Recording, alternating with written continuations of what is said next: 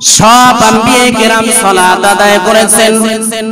ইসমাঈল আলাইহিস সালাম সালাত আদায় করেছেন, ইব্রাহিম আলাইহিস সালাম সালাত আদায় করার জন্য তো দোয়াও করেছেন। আল্লাহ তাআলা বলেন রব্বি জাআলনি মুকিমাস সালাতি ওয়া মিন যুররিয়াতি রব্বানা ওয়া তাকাব্বাল দুআ। ইব্রাহিম আলাইহিস সালাম বললেন, হে আল্লাহ, আমাকে নামাজ প্রতিষ্ঠাকারী বানায় দাও, আর আমার সন্তানদের মধ্যেও নামাজ প্রতিষ্ঠাকারী বানায় দাও। রব্বানা ওয়া তাকাব্বাল দুআ, হে আল্লাহ, আমার দোয়া তুমি কবুল করে নাও। দেখছেন নি কেমন দোয়া করছে? এজন্যই তো তার আরেকটা দোয়া ছিল, আয় আল্লাহ, আমার বংশের মধ্য থেকে শেষ নবী পাঠায়া দাও। আল্লাহ এই দোয়াও কবুল করছেন।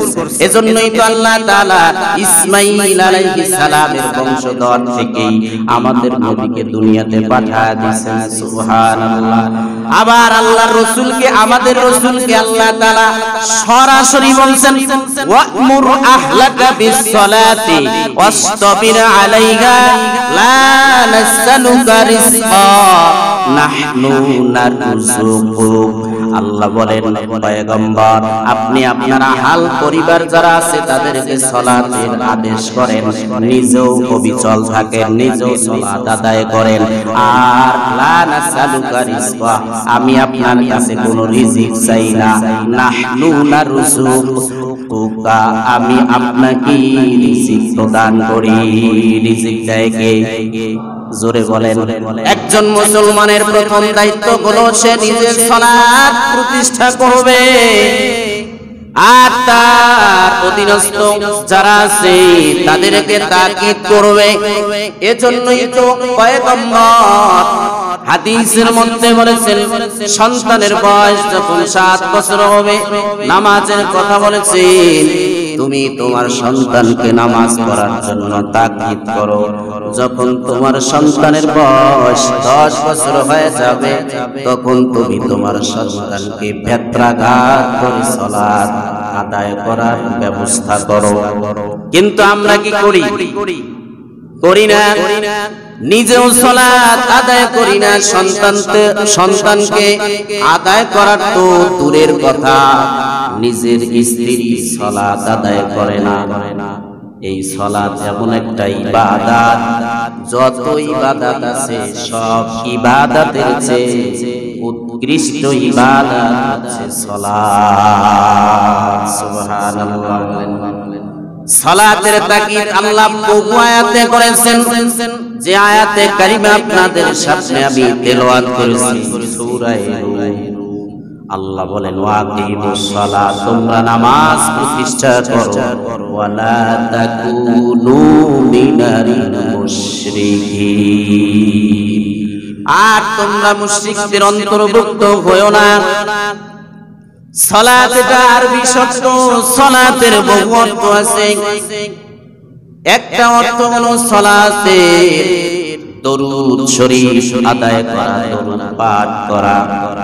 যেমন আল্লাহ তাআলা বলেন, ইয়া আইয়ুহাল্লাযীনা আমানু সাল্লু আলাইহি ওয়া সাল্লিমু তাসলিমা। ঈমানদারেরা, তোমরা পয়গম্বরের উপরে দরুদ পাঠ করো, সালাম পাঠাও। এখানে সাল্লু সালাত শব্দ, এই সালাত শব্দটা যখন বান্দার সাথে সম্পর্ক হবে তখন তার এক অর্থ হবে পয়গম্বরের উপরে দরুদ পাঠাও, দরুদ পাঠ করো। আল্লাহর রাসূলের উপরে দরুদ না পাঠ করলে দোয়া কবুল হবে না। একজন মুমিন দোয়া করবে যতক্ষণ পর্যন্ত পয়গম্বরের উপরে দরুদ পাঠ না করবে, ততক্ষণ পর্যন্ত তার দোয়াটা আসমানের উপরে ঝুলন্ত থাকবে, উপরে উঠবে না। আসমানের নিচে ঝুলন্ত থাকবে, উপরে উঠবে না। যখন দরুদ পাঠ করবে তখনই তার দোয়াটা কবুল হয়ে যাবে। সুবহানাল্লাহ বলেন।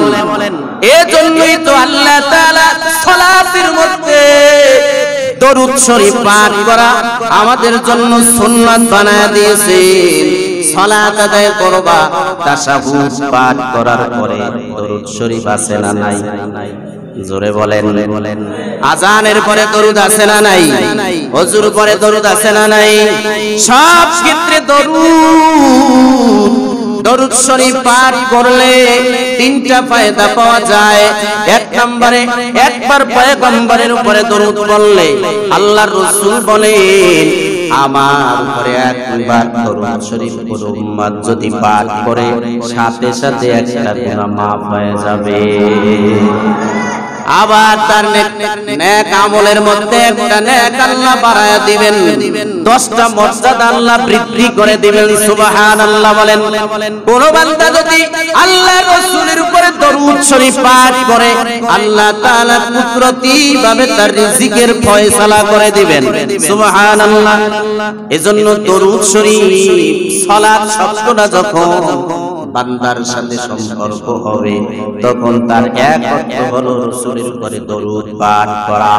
আবার সালাত শব্দটা এমন শব্দ, এই শব্দটা যদি আল্লাহর সাথে সম্পর্ক হয় তাহলে তার অর্থ হবে রাসূলের উপরে রহমত প্রেরণ করা।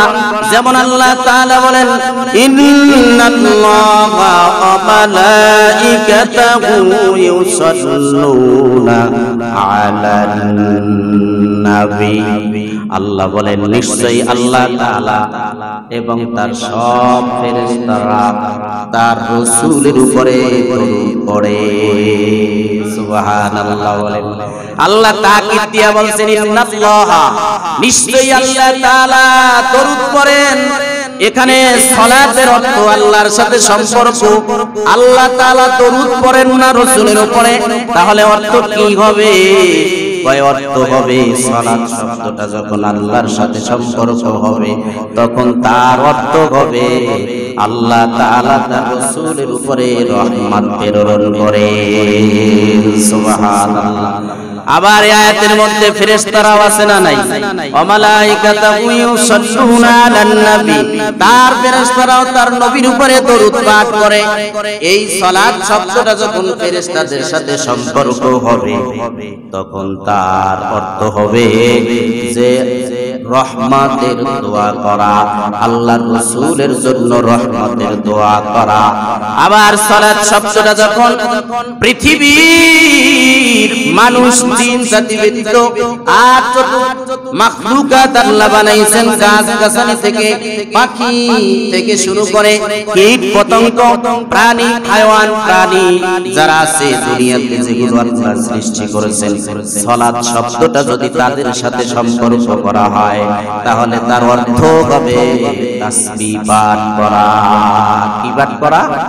তাসবিহ পাঠ করা।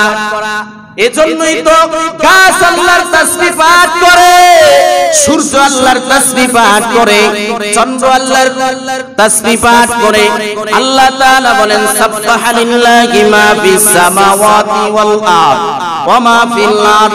আল্লাহ বলেন, আসমান জমিনের মধ্যে যা কিছু আছে সব বস্তুগুলো আল্লাহ তাআলার তাসবিহ আদায় করে। সুবহানাল্লাহ বলেন। আল্লাহ আর এক আয়াতে বলেন, ইউসাব্বিহু লিল্লাহি মা ফিস সামাওয়াতি ওয়া মা ফিল আরদ। এখানেও একই কথা, আসমান জমিনে নবমণ্ডল আর ভূমণ্ডলের মধ্যে যা কিছু আছে এগুলো আল্লাহ তাআলার তাসবিহ আদায় করে তাদের ভাষায় আমরা শুনি না। কথা ঠিক না বেঠিক? দেখেন গাছ বাতাসে হেলে দুলে, আমরা তো মনে করি বাতাসের কারণে গাছ হেলে দুলে। আরে না না, গাছ হেলে দুলে আল্লাহর তাসবিহ আদায় করে, রুকু করে সুবহানাল্লাহ বলে। সালাত শব্দটা এমন শব্দ, এই শব্দটা যদি এই সমস্ত মাখলুকাতের সাথে সম্পর্ক করা হয় তাহলে তার অর্থ হবে তাসবিহ পাঠ করা। আবার সালাতের আরেক অর্থ হলো প্রার্থনা করা। কি করা?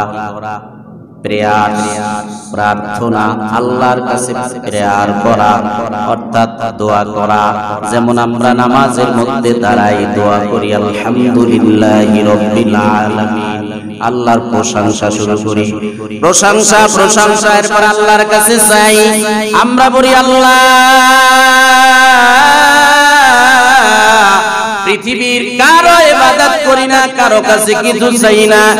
ইয়্যাকা না'বুদু ওয়া ইয়্যাকা নাস্তাঈন, আমরা তো আপনার কাছেই চাই, আপনার কাছেই সাহায্য চাই, আর আপনারই ইবাদত করি, আর কারো ইবাদত করি না। ইবাদত করব কার? জোরে বলেন। নাকি বাবার করবেন? সেজদা দিবেন কারে? আল্লাহকে দিবেন নাকি বাবার দরবারে গিয়া দিবেন? নামাজে দাঁড়াইয়া বলেন আল্লাহ আপনার ইবাদত করি, আর কারো ইবাদত করি না। আর মাজারে গেলে তখন পীরের দরবারে যখন যায় তখন সেখানে গিয়া পীরের কবরের সামনে সেজদা দেয়। নাউজুবিল্লাহ। আল্লাহর সামনে সেজদা দিলা, দাঁড়াইয়া বললা আল্লাহ তোমার ইবাদত করি, তোমার কাছেই চাই, আর কারো কাছে চাবো না, তোমারই সাহায্য কামনা করি। এই কথা বলিয়া আবার পীরের দরবারে গিয়া মাজারে গিয়া মরাদার কাছে গিয়া মুসলমান চায়। কথা ঠিক না বেঠিক? কেমনে চায় জানেন? কয় বাবা সন্তান হয় না, সন্তান দাও। অনেক গরিব মানুষ আমি, আমার চলা বড় কঠিন, সংসার চালান বড় কঠিন, আমার একটা সন্তান দাও, আর সম্পদ যা লাগে আমাকে দিয়া দাও। এই কথা যদি বাবার কাছে বলে ঈমান থাকবে? কথা বলেন, ঈমান থাকবে? ঈমান চলে যাবে। আমার মূল কথা হলো সালাত। সালাত এমন একটা শব্দ, এটার অনেক অর্থ, যেগুলো আমি বললাম। এক অর্থ হলো প্রেয়ার করা, অর্থাৎ প্রার্থনা করা। আল্লাহ তাআলা এই সালাতের তাকিদ এত বেশি করেছেন, কোরআনের মধ্যে বহু জায়গায় আল্লাহ সালাতের কথা এনেছেন। সালাত এমন গুরুত্বপূর্ণ আমল, যত আমল আছে সব আমলের চেয়ে উত্তম উৎকৃষ্ট আমল হলো সালাত আদায় করা। বান্দা যখন ওযু করে সালাতের জন্য আল্লাহকে সামনে হাজির নাজির মনে করে যখন দাঁড়ায় যায়, আল্লাহ বহুত খুশি হয়ে যায়। সুবহানাল্লাহ। আল্লাহর কুদরতি কদমে যখন বান্দা সিজদা দিয়া দেয়, আল্লাহ অনেক খুশি হইয়া বান্দার জীবনের সব গুনাহ ক্ষমা করে দেয়।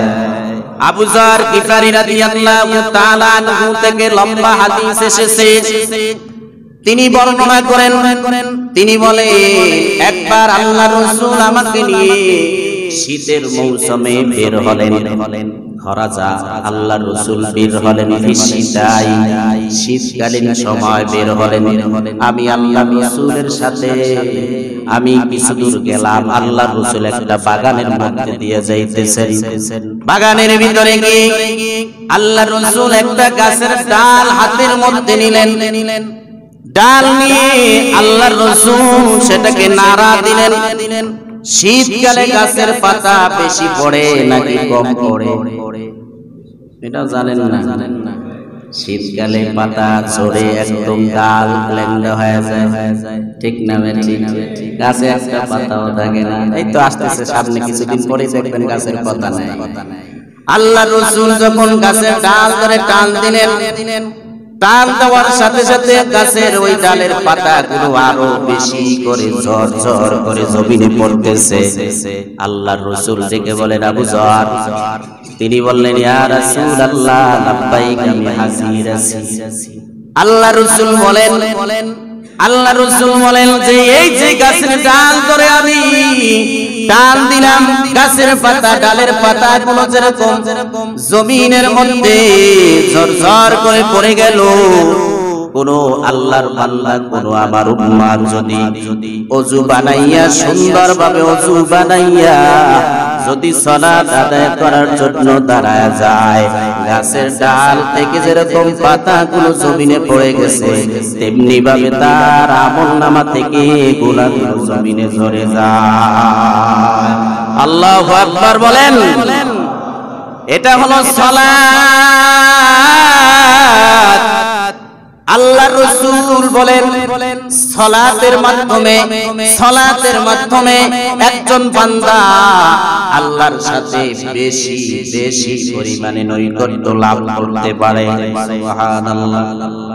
কথা হয়, কথা প্রেমিক প্রেমিকা দুইজনের সাথে সম্পর্ক, কথা হয় মোবাইলে কথা, সকালে কথা, দুপুরে কথা, বিকেলে কথা, সন্ধ্যার পরে কথা, ফোন আলাপ, কথোপকথন চলছে, গভীর রজনী প্রেমিক প্রেমিকার কাছে ফোন, কথা হয়, কথা এমন ভাবে মধুর হতে হতে এরপরে সাক্ষাৎ করার জন্য পাগল হয়ে যায়। কথা ঠিক না ঠিক? 1 বছর 2 বছর প্রেম করার পরে এক সময় প্রেমিকা প্রস্তাব দিয়ে দেয়, আর সহ্য হয় না, সাক্ষাৎ দাও। সুবহানাল্লাহ কইবেন না নাউজুবিল্লাহ কইবেন? এটা দিয়ে আমি বুঝাতে চাচ্ছি যে সালাতের মাধ্যমে আল্লাহর সাথে কিভাবে সম্পর্ক হয়। সালাত কথা বলা, আল্লাহর সাথে কথা বলা। বান্দা যখন সালাত আদায় করার জন্য দাঁড়ায় যায়, আল্লাহর সাথে কথা হয়। সুবহানাল্লাহ। as-salatu mi'rajul mu'min। আল্লাহর রাসূল বলেন সালাত হলো মুমিনের মেরাজ। আমি পয়গম্বর 7 তবক আসমানের উপরে কি 70,000 পর্দা ভেদ করে আমি আল্লাহ তাআলার সাথে সরাসরি কথা বলেছি। ওই যে মেরাজের রজনীতে আমি যে আল্লাহর সাথে কথা বলেছি, আল্লাহ যে আমার সাথে কথা বলেছেন, আমিও আল্লাহর কথা শুনেছি। আমার কথা বলতে আল্লাহর সাথে খুব ভালো লাগে।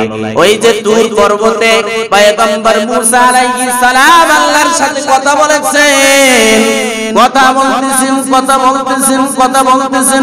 বলতে বলতে একটা সময় এমন হয়ে গেছে পয়গম্বর মূসা বলেন, আল্লাহ আর সহ্য হয় না, আমাকে দেখা দাও, আমি তোমাকে দেখতে চাই।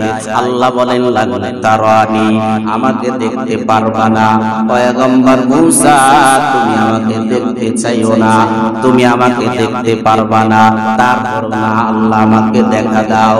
ওই তুর পর্বতের মধ্যে আল্লাহ 70,000 পর্দা ভেদ করে সামান্য আল্লাহ তাআলার কুদরতি ঝলক যখন ছেড়ে দিছে, সাথে সাথে দূর পর্বতটা ছাই হয়ে গেছে, আর পয়গম্বর মূসা আলাইহিস সালাম বেহুশ হয়ে পড়ে গেছে। সুবহানাল্লাহ। প্রেম কাকে বলে? সালাতের মাধ্যমে বান্দা আল্লাহ তাআলার নৈকট্য হাসিল করবে। কিন্তু আমরা কেমন মুসলমান, সারা সপ্তাহ যায়, এক ওয়াক্ত নামাজও পড়ি না। কথা ঠিক না ঠিক? অথচ একজন মুমিনের 1 নাম্বার ডিউটি হলো সালাত আদায় করা, সালাত প্রতিষ্ঠা করা। দুনিয়াতে ডিউটি না করলে মাসের শেষে যেমন বেতন পাওয়া যায় না, স্যালারি পাওয়া যাবে না, সারা মাস যদি ডিউটি না করে মাসের 31 মাসের শেষে গিয়া যদি কোন বেতন দেন দিবে? কথা বলেন না কেন? এটা যদি না দেয় ডিউটি না করার কারণে, তাহলে আল্লাহ তাআলার প্রতি আমরা ঈমান আনলাম, এরপরে যদি সালাত আদায় ঠিক মতন সঠিক সময় পালন না করি, আদায় না করি, তাহলে মরণের পরে আল্লাহ কেন আমাদেরকে বেতন দিবে? বিশ্বাস হয়? দুনিয়ার মানুষে যদি না দেয়, ডিউটি না করলে আল্লাহ দিবেন। যদি দেন তাহলে বুঝবেন আপনি চান কপাইল্লা। কথা ঠিক না বেঠি? হ্যাঁ, যদি আল্লাহ তাআলা আপনারে ক্ষমা কইরা দেয়, আমার তো সমস্যা নাই, আল্লাহ সবাইরে মাফ করে দিক, বলে না আমিন। এবং আল্লাহ তাআলার দয়া এত বেশি যে কিয়ামতের দিন ইবলিস পর্যন্ত মনে করবে যে আমি মনে হয় মাফ পেয়ে যাব। এত বেশি আল্লাহ তাআলার দয়া অনুগ্রহ কিয়ামতের দিন বান্দার প্রতি আল্লাহ তাআলা ঢেলে দিবেন। সুবহানাল্লাহ। যে ইবলিস পর্যন্ত মনে করবে যে মনে হয় আমিও মাফ পেয়ে যাব। এতটা দয়া আল্লাহ তাআলা সেদিন বান্দাদেরকে দেখাবেন। তো সালাত এমন একটা ইবাদত এমন একটা গুরুত্বপূর্ণ ইবাদত আমি বলতেছিলাম যে প্রেমিক প্রেমিকা সাক্ষাৎ করবে, কথা বলবে, কথা বলতেছে কয়েক বছর লাগাতার কথা বলতেছে, এখন হঠাৎ প্রেমিক প্রেমিকাকে বলল আর সহ্য হয় না, এখন সাক্ষাৎ দাও। কয় কবে দেওয়া যায়? কয় ওই যে ভালোবাসার দিবস আছে না নাই, ওই দিবসে সাক্ষাৎ করি। কোথায়? কয় ওই যে বন জঙ্গলের মধ্যে, সেখানে সাক্ষাৎ করি। এরকম ঘটনা আছে না নাই? হ্যাঁ আছে না নাই? কয় একজন বান্দা দুনিয়াতে যেরকম সম্পর্ক অবৈধভাবে সম্পর্ক করার মাধ্যমে একজন আরেকজনের সাথে সাক্ষাৎ করার জন্য পাগল হয়ে যায়, মনটা বড় পাগল হয়ে যায়, তেমনি ভাবে একজন বান্দা আল্লাহর সাথে কথা বলে, আল্লাহর সাথে কথা বলে, সপ্তাহ যায়, মাস যায়, বছর যায়, বছর যায়, 10 বছর, 20 বছর, 30 বছর, 40 বছর, এরকম নামাজ পড়ে পড়ে আল্লাহর সাথে কথা হয়। কথা হইতে হইতে এমন একটা পর্যায়ে চলে আসে, আল্লাহর সাথে গভীর সম্পর্ক হয়ে যায়। আল্লাহ যখন গভীর রজনীতে ডাক দেয়, হে বান্দা আর ঘুমাস না, এখন উঠ। বান্দা হাজিরা দিয়া উঠে যায় আর ওযু বানাইয়া 2 রাকাত সালাত আদায় করার জন্য দাঁড়ায় যায়। ওই সময় বান্দা আল্লাহর কাছে যা চায় তাই আল্লাহ দিয়া দেয়। সুবহানাল্লাহ। বুখারীর টাটকা হাদিস যে আল্লাহ তাআলা গভীর রজনীতে বান্দাদেরকে ডাকতে থাকেন। সুবহানাল্লাহ। দুনিয়ার সবাই ঘুমায় যায়, দুনিয়ার মুমিন বান্দাগুলো দিনের বেলা আল্লাহকে ডাকে, আল্লাহর কাছে চায়, আর আল্লাহ তাআলা গভীর রজনীতে বান্দাদেরকে ডাকতে থাকে। যখন বান্দারা ঘুমায়া থাকে তখন ডাকতে থাকে, বান্দা এখন ওঠ, উঠিয়ে 2 রাকাত সালাত আদায় কর, আমার কাছে চা, কি দরকার? শরীরে অসুস্থতা আছে, আমার কাছে সুস্থতা চাও, আমি আল্লাহ তোমার সুস্থতা দিয়া দিব। সুবহানাল্লাহ। তোমার রিজিকের অভাব আছে, আমার কাছে চাও, আমি রিজিকের অভাব দূর করে দিব, রিজিক এত বেশি পরিমাণে আমি দিয়া দিব। আপনারা কি দেখেন না যারা দুনিয়াতে আল্লাহ ওয়ালা আছে তাদের রিজিকের কোনো অভাব আছে? কথা বলেন না? ডান দিক দিয়া দেয়, বাম দিক দিয়া দেয়, কোনো কাজ করে না, খালি পয়সা পয়সা আল্লাহ আল্লাহ আল্লাহ আল্লাহ, আল্লাহরে স্মরণ করে, আল্লাহর ইবাদত করে, তাকওয়া অবলম্বন করতেছে, আল্লাহ তাআলা খালি রিজিক দিয়া দিতেছেন। সুবহানাল্লাহ। এটা আল্লাহর ওয়াদা। আল্লাহ বলেন, আমাইয়াত্তাকিল্লাহা ইয়াজআল লাহু মাখরাজা ওয়া ইয়ারযুকুহু মিন হাইসু লা ইয়াহতাসিব। যে ব্যক্তি আল্লাহকে ভয় করবে, আল্লাহ তাআলা পথ খুলে দিবেন এবং বেগয়রে হিসাব রিজিক দিয়া দিবেন। সুবহানাল্লাহ। রিজিক সালাতের মাধ্যমে রিজিকের ব্যবস্থা হয়। বিশ্বাস হয়?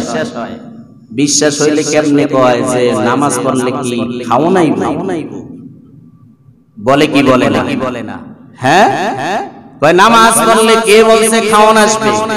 কাজ করলে খাওয়ান আসবে।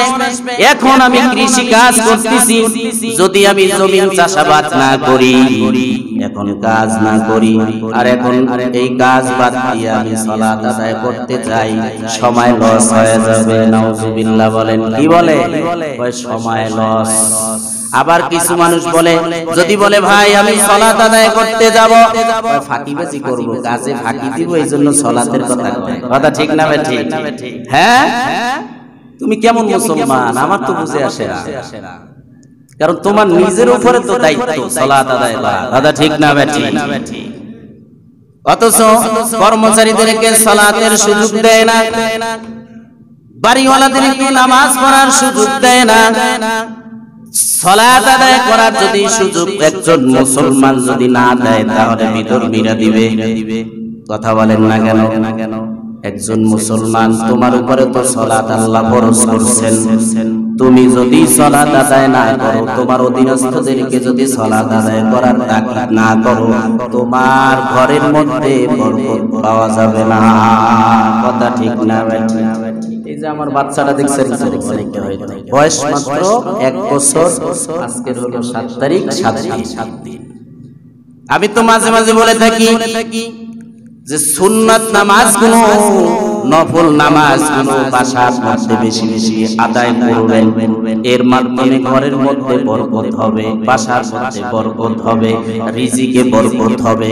আপনার ছোট্ট ছোট্ট বাচ্চারা নামাজ শিখবে। কথা ঠিক না?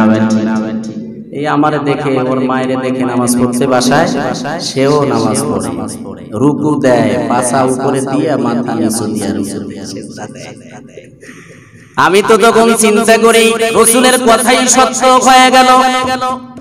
বাসার মধ্যে যদি সালাত আদায় করে তার বাসার মধ্যে বরকত হবে। সন্তান নামাজ শিখবে, বাবা একদিন থাকবে না, মাও থাকবে না। এই সন্তান হলো পরবর্তীতে বড় হবে, এ তখন মনে করবে আমার বাবা নামাজ পড়েছিল, আমার মা নামাজ পড়েছিল, আমারও নামাজ আদায় করতে হবে। কথা ঠিক না বেঠি? এজন্য বাসায় আদায় করবেন তো সুন্নাত নফল নামাজগুলো। আদায় করলে বাসার মধ্যে কি হবে? বরকত হবে। কি হবে? বরকত হবে। সারা সপ্তাহ যায় এক বেলা নামাজ পড়ে না, শুধু জুমা পড়ে। আর আলহামদুলিল্লাহ মাশাআল্লাহ এমন মুসলমানও আছে সারা বছরে নামাজ পড়ে না, শুধু ঈদুল ফিতরে হাজির হয়। একদম নতুন চকচকা একটা জায়নামাজ, নতুন চকচকা একটা তাসবির দানা হাতে নিয়া বুজুর্গ আল্লাহওয়ালা একদম সামনের কাতারে আইসা ঈদুল আযহা, ঈদুল ফিতরের নামাজ আদায় করে। কথা ঠিক না ভাই? ঠিক। এমন মুসল্লি আছে না? আবার বড় বড় কথাও কই, হ্যাঁ এত দেরি করে ঈদের নামাজের সময় এসেছে এখনো মুসল্লিরা আসে না, বলে কি বলে না? অথচ সারা বছরে পশ্চিমে ফিরে এটা আসারও খায় না। তাহলে এর বরকত আসবে কিভাবে? তো সালাত এমন একটা শব্দ,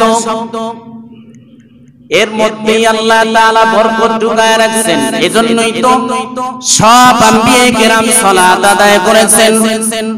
ইসমাঈল আলাইহিস সালাম সালাত আদায় করেছেন, ইব্রাহিম আলাইহিস সালাম সালাত আদায় করার জন্য তো দোয়াও করেছেন।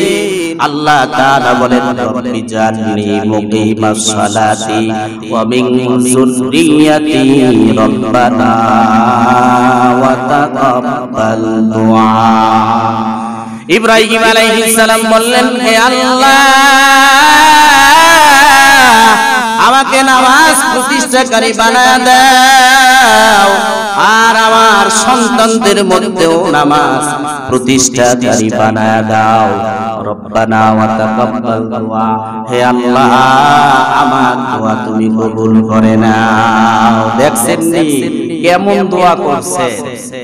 এজন্যই তো তার আরেকটা দোয়া ছিল, আয় আল্লাহ আমার বংশের মধ্য থেকে শেষ নবী পাঠায়া দাও। আল্লাহ এই দোয়াও কবুল করেছেন। এজন্যই তো আল্লাহ তাআলা ইসমাঈল আলাইহিস সালামের বংশধর থেকেই আমাদের নবীকে দুনিয়াতে পাঠায়া দিয়েছেন। সুবহানাল্লাহ। আবার আল্লাহর রাসূলকে, আমাদের রাসূলকে আল্লাহ তাআলা সরাসরি বলেন, ওয়া'মুর আহলাকা বিস-সালাতি ওয়াসতাবির আলাইহা লা নাসআলুকা রিজকা নাহনু নারযুকুক। আল্লাহ বলেন, পয়গম্বর আপনি আপনার আহাল পরিবার যারা আছে তাদেরকে সালাতের আদেশ করেন, নিজেও অবিচল থাকেন, নিজেও সালাত আদায় করেন। আর লা নাসআলুকা রিজকা, আমি আপনার কাছে কোনো রিজিক চাই না। নাহনু নারযুকুকা, আমি আপনাকে রিজিক প্রদান করি। রিজিক দেয় কে? জোরে বলেন। সন্দেহ আছে নাকি? ডিউটি করা, চাকরি করা, নিজের শ্রম দিয়ে দৈনন্দিন কাজ করা, এটা আমার দায়িত্ব। এর মাধ্যমে রিজিক আসবে এটা বিশ্বাস করা যেমন, তেমনি ভাবে শ্রম ছাড়া, কাজ করা ছাড়াও আল্লাহ রিজিক দিতে পারেন এটাও বিশ্বাস করা। কথা ঠিক না বেঠি? কাজ ছাড়াও আল্লাহ রিজিক দেন। এখন বলবেন হুজুর আমরা যদি কাজ না করি আপনি খাওয়ান দিবেন? আমাকে মাঝে মাঝে কয় হুজুর নামাজ পড়ে কি হইব, সালাত পড়ে কি হইব? আপনাকে তো কোনো কাজ নাই, আপনারা বসে বসে খালি নামাজ পড়বেন আর সময় মতন খালি আযান দিবেন, আমাকে কাজে ডিস্টার্ব করবেন। নামাজ পড়লে তো আর আমাকে খাওয়ান দিব, এইজন্য আমরা নামাজ পড়ি না, কাজ করি। আচ্ছা আপনারা বলেন সালাত আদায় করা এটা একটা কাজ না? এটা একটা দায়িত্ব না? তো এই দায়িত্ব যদি আমরা পালন না করি তাহলে অমুসলিমরা পালন করবে। কথা বলেন না কেন? সন্দেহ আছে। অমুসলিমরা পালন করবে, এটা তো আমাদেরই পালন করতে হবে। এখন আপনি চিন্তা করেন, আপনার ফ্যামিলির মধ্যে 5 জন সদস্য আছে, 5 জন সদস্যের মধ্যে একজন সদস্য নামাজ পড়ে, বাকি 4 জনে পড়ে না। এখন আপনি একদিন ইন্তেকাল করবেন, বাকি 4 জন তো পড়েই নাই। এদের বংশ যারা, প্রজন্ম যারা আসবে দুনিয়াতে, তারা কি সালাত আদায় করবে? বিশ্বাস হয়? আপনি জীবিত থাকতেই তো তারা আদায় করে নাই, তাহলে পরবর্তীতে যারা আসবে তারা কিভাবে আদায় করবে? এজন্যই তো মসজিদের মধ্যে যারা বুঝবান সন্তান হয়েছে, মোটামুটি বুঝে এই সন্তানগুলোকে মসজিদে নিয়ে আসা। অনেক মুরব্বী আছে বাচ্চাদেরকে ধাক্কা মারে, হ্যাঁ ধমক দেয়, কে বলছে তোরে মসজিদে আসার জন্য? এটা করবেন না, খবরদার, সাবধান, এটা করবেন না। বাচ্চারা মসজিদে এসে যদি কথা বলে, আপনি ওকে কিছু বললেন না। ও আসার পরে যদি মসজিদে নামাজের সময় কথা বলে, দুষ্টামি করে, এটা মনে করবেন পরবর্তী জীবনের জন্য এটা বরকত, কারণ পরবর্তী জিন্দেগিতে ও নামাজ আদায় করে। কথা ঠিক না ভাই? ঠিক। এখন যদি ওকে ধমক দেন, পরবর্তীতে মসজিদে আসবে না। মসজিদ দেখলে আর ঘৃণা লাগবে যে ওখানে ঢুকলেই আমার ধমক। কথা ঠিক না ভাই? ঠিক। এজন্য ওদেরকে শিখাতে হবে না। এজন্য যে সমস্ত বাচ্চারা বুঝবান হয়েছে এদেরকে নিয়ে আসলে সমস্যা নাই, কিন্তু এমন বাচ্চা নিয়ে আসেন না যে আসার পরে মসজিদে পায়খানা করে দিল, পেশাব করে দিল, আরেক বেজাল। এজন্য বুঝে শুনে কাজ করতে হবে। কথা ঠিক না ভাই? ঠিক। আমি বলছি সব নবীরাই সালাত আদায় করেছেন, এখন আমরা শেষ নবীর উম্মত, আমাদেরকে দায়িত্ব দিয়ে দিয়েছেন সালাত আদায় করার জন্য। আমাদেরকে কি আদায় করতে হবে না? কথা বলেন না কেন? এখন নামাজ আদায় করলে হাদিসের মধ্যে আছে আল্লাহ তাআলা 5টা পুরস্কার দিবেন। কয়টা? 5টা পুরস্কার দিবেন। এই যে আমি কথার মধ্যে বলেছি যে নামাজ পড়লে খাওয়ান আসবে না, অথচ আল্লাহর রাসূল বলেন যদি কোনো বান্দা 5 ওয়াক্ত নামাজ আদায় করে আল্লাহ তাকে 5টা পুরস্কার দিবেন। কয়টা? সবার মুখস্থ করেন। 1 নাম্বার, রিজিকের অভাব দূর করে দিবেন। দেখছেন নি? নামাজ আদায় করলে খাওয়ান আসবে? হ্যাঁ, বিশ্বাস হয়? এখন বিশ্বাস করার জন্য আরেকটু দূরে যাই। পয়গম্বর মুসা আলাইহিস সালাম তার স্ত্রীকে নিয়ে মাদায়ান শহর থেকে মিশরে আসবেন। পথের মধ্যে রাত্রি হয়ে গেছে। রাত্রি যখন হয়ে যায়, সন্ধ্যার পরে তার স্ত্রী গর্ভবতী ছিল, তো বাচ্চা প্রসব হবে এমন অবস্থা, তার সাথে কোনো আগুনের ব্যবস্থা নাই। সূরা তাহার মধ্যে লম্বা আলোচনা আসছে, আগুনের কোনো ব্যবস্থা নাই। পয়গম্বর মুসা আলাইহিস সালাম পরেশান হয়ে গেলেন, আগুন কোথায় পাই? মানুষজন তো নাই, আমার স্ত্রী এই অবস্থা, সন্তান সম্ভবা, এখন সন্তান হবে, আগুনের প্রয়োজন, আর অনেক জিনিসের প্রয়োজন, এখন আমি কিভাবে ব্যবস্থা করব? অনেক দূরে থেকে পয়গম্বর মুসা আলাইহিস সালাম আগুন দেখা যায়। আগুন দেখতে পেয়ে পয়গম্বর মুসা আলাইহিস সালাম তার স্ত্রীকে বললেন, তুমি এখানে অবস্থান করো, আমি ওই দূরে আগুন দেখতেছি, আগুন আনার জন্য সেখানে যাব। আগুন আনতে গিয়ে আল্লাহর সাথে সাক্ষাৎ হয়ে যায়। সুবহানাল্লাহ। আল্লাহ কি বলে জানেন? ডাক দিয়া কয়, পয়গম্বর মুসা জুতা খোলো, এটা তুর পর্বত, জুতা খুলে ফেলো। ওখানে যাওয়ার পরে আগুন আনতে গিয়ে আল্লাহ তাআলা তাকে নবুয়ত দিয়ে দিয়েছেন, ওদিকে নবুয়ত দিতেছেন, এদিকে তার স্ত্রীর বাচ্চা হইতেছে। সুবহানাল্লাহ। তো পথে যখন যাইতেছে, আল্লাহ তাআলা রিজিক কেমনে দেয়, আমাদের অবস্থা আল্লাহ দেখতেছেন কি দেখতেছেন না? দেখতেছেন না? কার রিজিক লাগবে, কার সুস্থতা লাগবে, কার কি লাগবে, আল্লাহ দেখতেছেন না? আপনি চোখের ইশারা দিয়া কি বলতে চান, এটাও আল্লাহ দেখেন কি দেখেন না? তো পয়গম্বর মুসা আলাইহিস সালাম সামনে যখন অগ্রসর হলেন, অগ্রসর হওয়ার পরে আল্লাহ বলেন, তোমার হাতের মধ্যে যে লাঠি আছে, ওই লাঠি দিয়া পাথরের উপরে আঘাত করো। আঘাত করলেন। আঘাত করা মাত্রই পাথরটা ভেঙে গেল। ভেঙে ভিতরে দেখে আরেকটা পাথর। আবার আঘাত করলেন। আঘাত করার পরে পাথর ভেঙে গেল। দেখলো ভিতরে আরেকটা পাথর। এরপরে আবার আঘাত করলেন পাথরের উপরে। পাথর আবার ভেঙে গেল। ভেঙে যাওয়ার পরে ভিতরে দেখতেছে একটা কীট, একটা পোকা। পোকাটার মুখের মধ্যে খাবার দেখা যায়। সুবহানাল্লাহ। এত ভিতরের মধ্যে খাবারটা কি পৌঁছাইলো? কে দিছে? জোরে বলেন। আল্লাহ দিছেন। আল্লাহ। ও তো কোনো চাকরি করে না, কোনো কাজ করে না। পাথরের মধ্যে ওকে আল্লাহ তাআলা রিজিকের ব্যবস্থা করেছেন। পয়গম্বর ঈসা আলাইহিস সালাম আল্লাহর কাছে বলেন, আল্লাহ আমি তো এই জবানার পয়গম্বর, আমার জ্ঞান তো তুমি দিয়েছো, এলেম কালামে আমি নবী হিসেবে তুমি দুনিয়াতে পাঠাইছো, কিন্তু আমার যে কোনো বুজুর্গ ব্যক্তি আছে কিনা? আল্লাহ বলেন, হ্যাঁ আছে, তোমার যে বুজুর্গ আছে। কয় কোথায়? কয় সামনে অগ্রসর হও। সামনে অগ্রসর হওয়ার পরে একটা পাহাড় দেখলেন। পাহাড়ে উঠলেন। ওঠার পরে দেখে একটা বিশাল পাথর। পাথরটাকে আঘাত করলেন। আঘাত করার পরে ভিতর থেকে একটা বৃদ্ধ মানুষ বের হয়ে আসে। এটা কি সম্ভব?